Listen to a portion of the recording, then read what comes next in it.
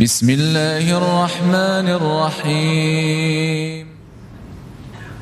Cerita Abi Zar atau Abu Zar radhiyallahu anhu suka lapar untuk melembutkan hati.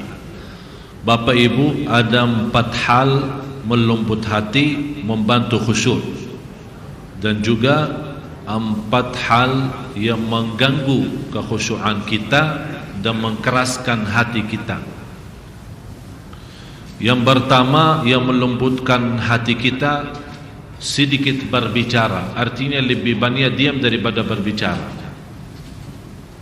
Malah bicaraannya dia lebih banyak kepada zikir. Sebagaimana saya pernah bawakan cerita salah satu orang tabi'in, namanya Ar-Rabi' bin Khuthaim rahimahullah. Kalau saya bilang tabi'in, itu mereka berjumpa dengan sahabat, tapi tidak berjumpa dengan Rasulullah SAW. Ini Al-Imam Ar-Rabi' bin Khuthaim, gurunya Abdullah bin Mas'ud radhiyallahu anhu, sahabat Rasulullah. Apa sifatnya Imam Rabi' ini? Saking mulia dan luar biasa takwaannya. Kalau kita duduk sama dia 1 tahun, coba bayangkan Bapak Ibu, kita duduk sama dia 1 tahun, dia tidak bakal mulai berbicara. Bapak Ibu terbayang tak? Kalau kita duduk sama dia 1 tahun, dia tidak bakal mulai berbicara, hanya jawab pertanyaan, apa kabar? Baik. Assalamualaikum. Waalaikumsalam. Itu saja. Menurut saya, kalau ada orang seperti ini, dianggap orang itu tidak normal. Pasti dia lagi sakit jiwa kalau dia lebih banyak diam. Tapi kalau ada orang yang enak ngobrolnya, senang berbicaraannya, kalau sama kawan ini enak, ngobrolnya lama, tidak pernah bosan, padahal isinya dosa. Jadi yang melembutkan hati berbanyak diam dan sedikit berbicara. Malah berbicara kita berhati-hati, tidak berbicara sembarangan. Yang kedua yang melembutkan hati dan membantu khusyuk, tidak banyak bergaul. Bergaulan, apalagi bergaulan yang enggak jelas. Kemarin ada sekelompok, ya saya namakan kelompok ibu-ibu, satu tim, bukan timnas ya, tapi tim ibu-ibu. Mereka Masya Allah aktif. Kalau soal majlis ta'lim, Masya Allah, soal penajian, Masya Allah. Tapi kalau mereka sudah sendirian di luar, jauh dari suaminya, jalan-jalan ke pantai atau ke mall atau ke mana, subhanallah, bukan subhanallah, na'udzubillah, sudah bukan hanya bebas, terlalu bebas. Seolah-olah mereka bukan anak kecil. Mereka sudah dewasa, sudah faham. Mereka masing-masing sudah punya suami, punya anak. Malah pernah di antara mereka, tolong Syekh kasih istri Syekh ikut sama kita. Saya bilang enggak, tidak boleh. Macam ibu-ibu begini, tidak boleh. Saya tidak izinkan istri ikut seperti itu. Jadi kadang-kadang kita tidak berhati-hati dengan gaulan kita. Seolah-olah kita ikut majlis ta'lim, ma'murkan majlis ta'lim, soal gaulan itu urusan lain. Lakum dinukum waliyadin. Ini agama, ini dunia. Ustaz, jangan salah, kita tidak ikut campur di sini. Ini urusan gaulan, senang-senang ke mall, rame-rame. Maka kalau dia berketawa di satu restoran, di ujung restoran kedengaran suaranya. Ini persoalan barangkali Bapak Ibu menjadi sebuah kebiasaan. Tapi tambah kita sadar, lama-lama kita sebagai pemimpin di rumah, sebagai suami, lama-lama terhilang rasa cemburu, menjadikan istrinya biasa-biasa saja. Dia gampang bergaul. Malah Rasulullah SAW pernah membawa sebuah ancaman hadis. Ada seorang, ya Rasulullah, bagaimana kalau ada orang sebagai ponakan keluarga, hamu itu ponakan, tapi bukan muhrim kan? Apakah dia boleh masuk dalam rumah kita ya Rasulullah? Karena di dalam rumah kita ada anak kita yang sudah besar, terus dia datang tiba-tiba masuk gaul, apakah boleh secara bebas? Kata Rasulullah SAW, tidak boleh. Alhamu al-maut, lebih baik masuk kematian daripada bertemu dengan orang yang bukan muhrim. Tapi karena kita sudah terbiasa, malah kita punya anak dibiarkan. Alasannya apa? Oh, ini ponakannya saja, ponakan katanya.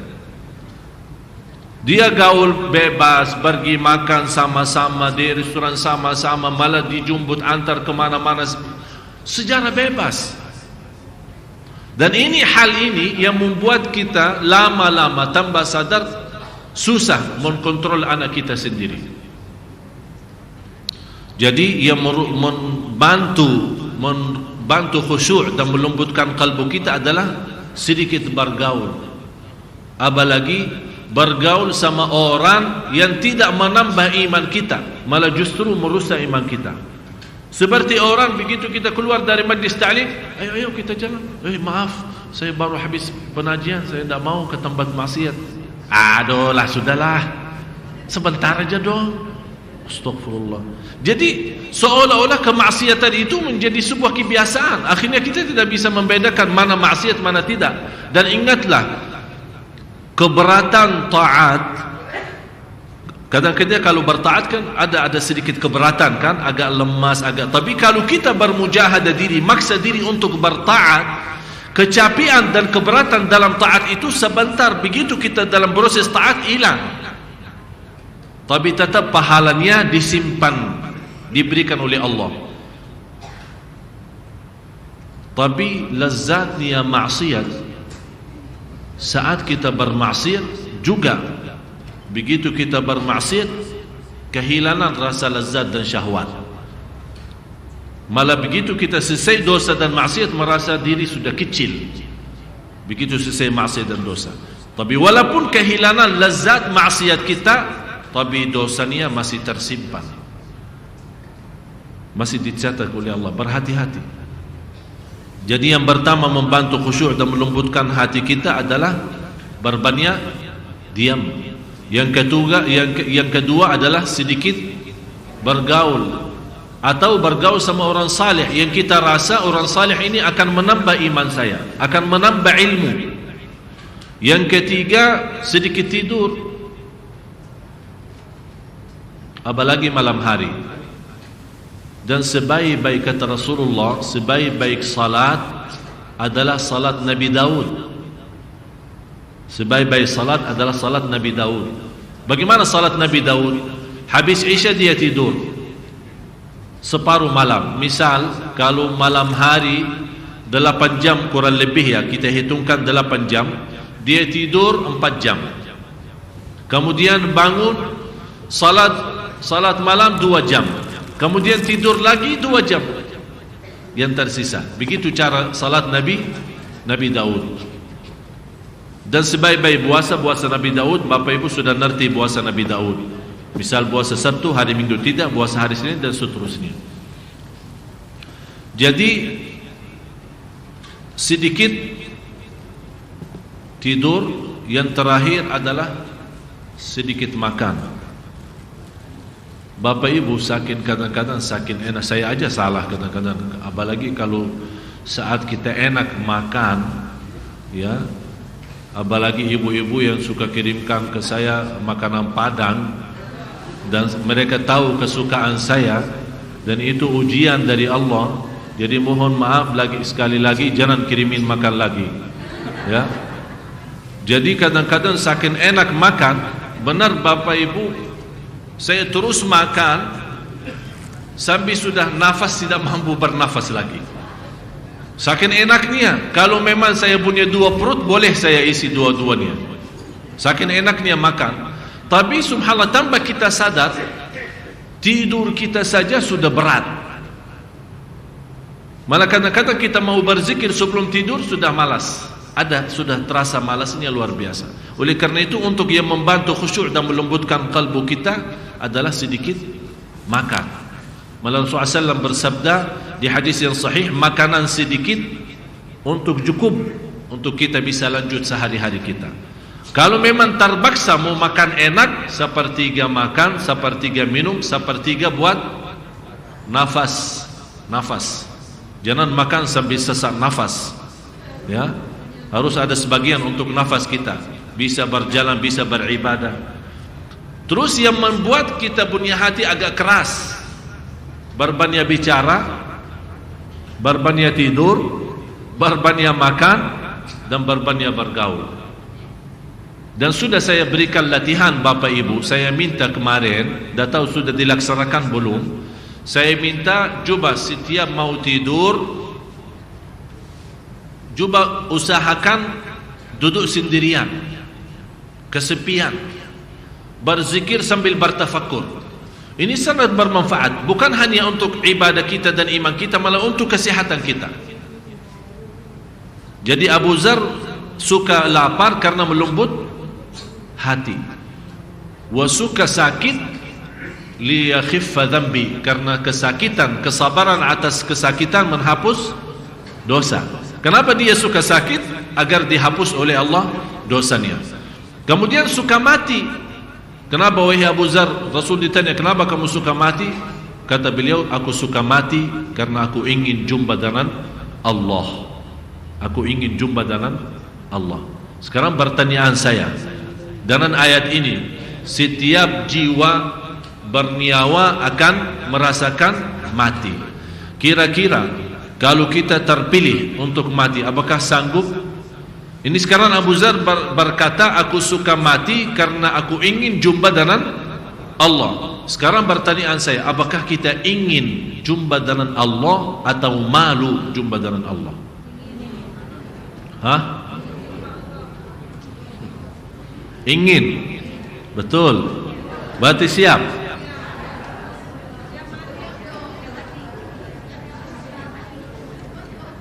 Maksud saya kalau kita ingin, bukan inginan yang semacam bahasa Indonesia ya. Kalau kita bilang ingin jumpa dengan Allah, berarti kita standby mati. InsyaAllah lagi ya. Maksudnya siap mati, apa arti siap mati? Kadang-kadang orang salah jawab. Kalau bilang kita siap mati, siap. Memang dia yakin akan mati. Mau tidak mau, siap tidak siap, pasti akan mati. Maksudnya siap mati berlaku kita, membuat kita tidak malu. Kapan saja datang kematian, alhamdulillah, saya jauh dari dosa dan maksiat, dan Allah Maha tahu apa berlaku saya. Ada satu cerita orang saleh, ada yang bilang Imam Ja'far, ada yang bilang orang saleh lain. Bagaimana kehidupan, respon atau kebiasaan hidupnya di dunia? Kenapa bisa bangga dan hidup di dunia? Dia bilang karena 4 hal. Karena ada 4. Tadi saya sudah memberikan 4 hal yang membantu khusyuk dan melembutkan kalbu kan? Dan juga 4 hal yang merusakkan khusyuk dan memberatkan kalbu kita atau mengkasarkan kalbu kita. Ini sekarang ada 4 hal yang membuat kita hidup enak di dunia. Artinya kalau ada namanya sebagaimana kata ulama, ada surga Allah di dunia. Barang siapa yang masuk surga Allah di dunia, pasti masuk surga Allah di akhirat.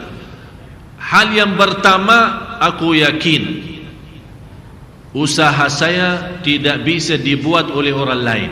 Oleh karena itu aku berusaha keras. Faham Bapak Ibu? Usaha saya, berlaku saya, perbuatan saya, amalan saya tidak mungkin dibuat oleh orang lain. Oleh karena itu aku berusaha keras. Misal cari nafkah, kira-kira bisa kita wakili orang cari nafkah kita? Kita hanya enak tidur, orang datang membawa rezeki kita setiap hari? Tidak bisa kan? Apalagi kalau kita tidak percaya orang, apalagi kalau orang tidak jujur sama kita. Kita tidak bisa meyakini terhadap diri kalau kita kecuali dalam usaha. Apakah bisa mewakili orang salat? Saya tidak mau salat. Bapak tolong salati, ganti saya. Bisa enggak? Berarti kita yakin perbuatan kita tidak boleh atau tidak bisa dibuat oleh orang lain. Berarti kita bekerja keras, berusaha keras. Ini yang pertama. Yang kedua, aku yakin rezeki aku yang ditentukan oleh Allah tidak bisa diambil oleh orang lain. Ini yang membuat kita tenang, membuat kita tenang. Yang ketiga, aku tahu dan yakin Allah Maha tahu semua berlaku saya. Aku yakin dan tahu Allah Maha tahu terhadap semua berlaku saya. Sejarah lahir, batin, sembunyi, terang-terangan, Allah Maha tahu. Ini yang membuat kita malu, membuat kita malu. Jumpa Bapak Ibu, terus terang saja, kalau kita sebagai manusia, kalau ada seorang manusia tahu segala keburukan kita, gimana perasaannya? Malu enggak? Apalagi kalau kita punya masalah di rumah tangga kita, kemudian ada orang lain tahu. Begitu kita ketemu, dia malah dia yang kasih tahu. Pasti malu kan?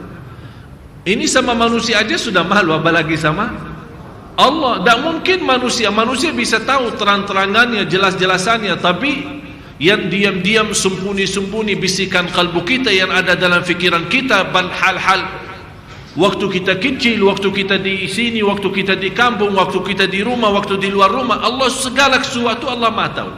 Ini membuat kita malu. Mudah-mudahan dalam perasaan malu kita terhadap Allah menyempurnakan iman kita, karena Rasulullah bersabda, al-haya'u minal iman. Malu itu adalah sebagian dari iman. Tapi malu bagaimana malu? Sekarang Bapak Ibu katanya orang, sekarang saya bertanya, Bapak Ibu malu enggak sama Allah? Semua jawab malu, tapi masih berlaku dosa maksiat. Maksudnya malu bukan kita malu Allah melihat kita berdosa dan maksiat, atau atas dosa dan maksiat yang kita lakukan masa lalu. Maksudnya malu, kita berusaha mewujudkan sebuah malu yang membuat kita tidak berbuat dosa dan maksiat.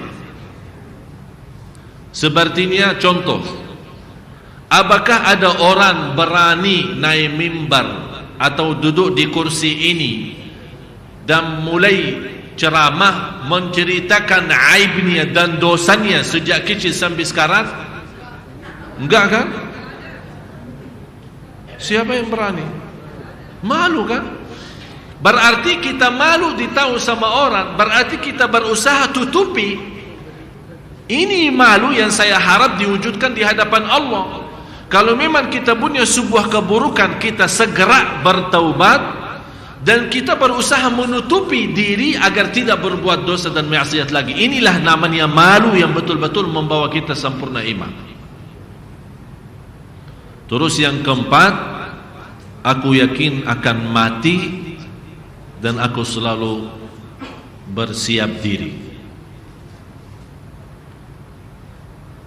Ini yang membuat kita hidup nikmat di dunia.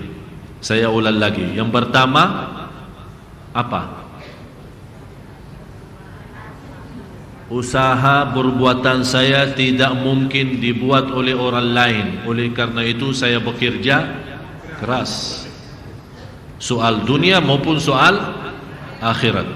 Yang kedua, aku yakini rezeki yang ditentukan oleh Allah tidak akan mungkin diambil oleh orang lain. Ini yang membuat saya tenang. Segala berlaku saya, aku yakin Allah Maha tahu segalanya. Aku malu, dan malu itu mudah-mudahan membawa kita sempurna iman. Yang terakhir adalah aku yakin akan mati dan saya berusaha dan sibuk bersiap-siap untuk menghadapi kematian. Apa itu kabar gembira? Bagi kita kalau ada kabar gembira di dunia, membuat kita bangga dan senang, betul? Suami istri yang sudah lama nikah belum punya anak, Allah subhanahu wa ta'ala mengkaruniai mereka anak, tiba-tiba istrinya hamil. Bagaimana berita bagi dia? Luar biasa. Ada orang yang sudah lama menikah dan istrinya hamil, begitu dia bangga terhadap kehamilan istrinya, terus tiba-tiba melahirkan anak dalam keadaan cacat. Kira-kira ini sekarang ada dua berita: bangga karena hamil, terus tidak lama lagi sedih karena anaknya lagi cacat. Berarti sebenarnya menurut saya segala kebaikan, segala berita baik, pasti ada berita yang menghanguskan, yang mengganggu berita baik itu. Dan sebaliknya, kalau ada berita buruk, pasti ada satu saat akan Allah dengan berita baik yang akan datang menghanguskan dan mengangkat berita buruk. Berarti berita yang sebenarnya baik adalah ayat ini. Sebagaimana firman Allah di selanjutnya, pada hari kiamat. Mana ibu yang baca tadi? Hah?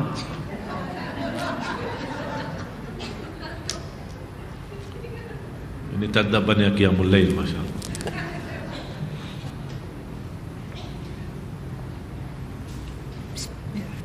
Bismillahirrahmanirrahim.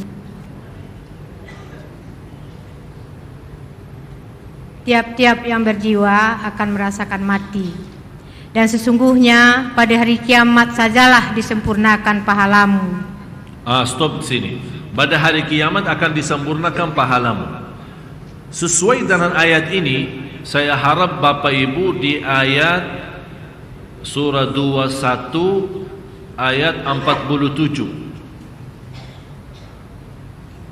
Saya harap untuk malam ini khususnya jadikan bahan pelajaran untuk kita sendiri, bahan berfikir, bahan untuk menhayati, untuk mensadarkan diri. Bisa 21:47. Coba baca. Bismillahirrahmanirrahim. Kami akan memasang timbangan yang tepat pada hari kiamat, maka tiadalah dirugikan seseorang barang sedikit pun. Dan jika amalan itu hanya seberat biji sawi pun, pasti kami mendatangkan pahalanya. Dan cukuplah kami sebagai pembuat perhitungan. Ini ayat ini tidak beda jauh dengan faman ya'mal mithqala dzarratin khairan wa man ya'mal mithqala dzarratin syarran. Bapak Ibu, saya mau bertanya sejujurnya, kapan saatnya kita sadar? Kapan saatnya kita kembali? Kapan saatnya kita benar-benar bertaubat? Kapan saatnya kalau kita salat malam betul-betul terasa keindahan luar biasa? Kapan saatnya kalau kita keluar dari masjid, begitu mengambil pelajaran ilmu, kita membawa iman sempurna yang memimpin kita sambil menuju ke rumah, dan besoknya malah kehidupan kita lebih indah dan lebih bagus, lebih teratur.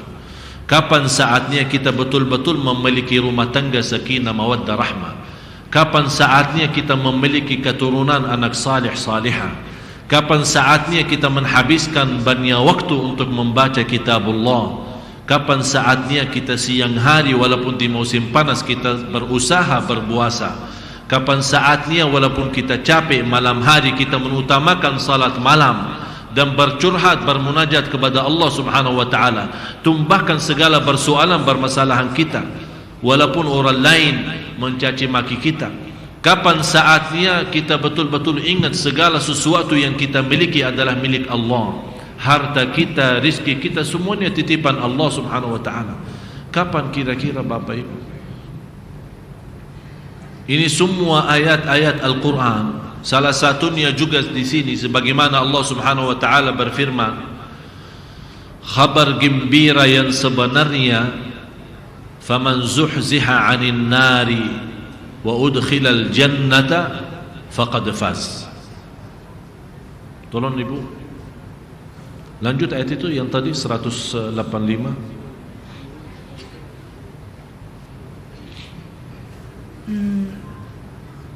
Barang siapa dijauhkan dari neraka dan dimasukkan ke dalam surga, maka sungguh ia telah beruntung. Kehidupan dunia itu tidak lain hanyalah kesenangan yang memperdayakan. Ya ghafilan 'anil 'amal wa gharrahu tulul amal, al-maut ya'ti baghtatan wal qabru sunduqul amal. Wahai orang, tolong Bapak Ibu tuliskan. Wahai orang yang lalai dari kematian. Wahai orang, wahai diriku yang lalai, boleh istilahnya, wahai diriku yang lalai dari kematian. Wahai diriku yang lalai dari amal salih. Wahai ya. Udah salah, jangan susah. Maklumlah Ustaz impor. Wahai orang-orang yang lalai dari kematian. Atau kita berbicara sama diri. Ya, sebelum tidur tolong bawa cerita ini ya. Wahai diriku yang lalai dari kematian. Wahai diriku yang lalai dari amal salih. Wahai diriku yang tertipu dengan dunia, masih terlalu banyak harapannya, masih panjang umur, masih banyak urusan, itu namanya tertipu sebenarnya. Wahai diriku yang tertipu oleh dunia, ingatlah wahai diriku, kematian itu akan mendadak datang. Tambah diberitahu, tambah ada info, tambah ada tanda-tanda.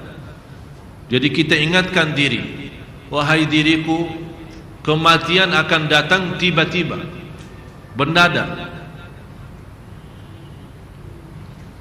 Ingat wahai diriku, kuburan adalah kotak amal. Kuburan adalah kotak amal. Ini sekarang ada kotak amal kan? Ada kotak amal kan? Biasa kita isi ini. Sebenarnya kotak amal hakiki yang benar adalah kuburan. Apa yang kita isi di dalam kuburan itu yang akan nanti nampak, itu yang akan keluar. Jadi Bapak Ibu kalau baca Al-Quran sebenarnya lagi isi kotak amal, lagi bersedekah walaupun kotak Sunda Kelapa, tapi sebenarnya kita isi kotak kuburan. Karena dia bentuknya kan kotak kan, berarti sebenarnya kuburan itu kotak amal kita yang benarnya. Oleh karena itu Bapak Ibu, saat kita bersedekah, saat kita beramal salih, ingatlah